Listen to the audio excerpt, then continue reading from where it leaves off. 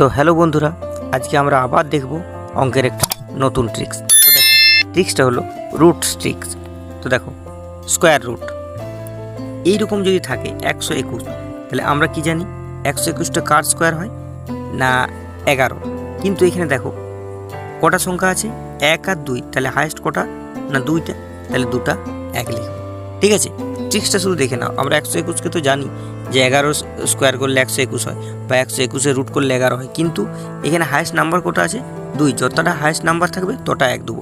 পরেরটা দেখো, এইখানে দেখো 1 কত নাম্বার আছে, 1 2 3 হয়েছে, আবার দেখো 2 1 নেমে আসছে, তাহলে হায়েস্ট নাম্বার কটা আছে 3টা, তাহলে আমরা কটা 1 দেবো, 1 2 3টা।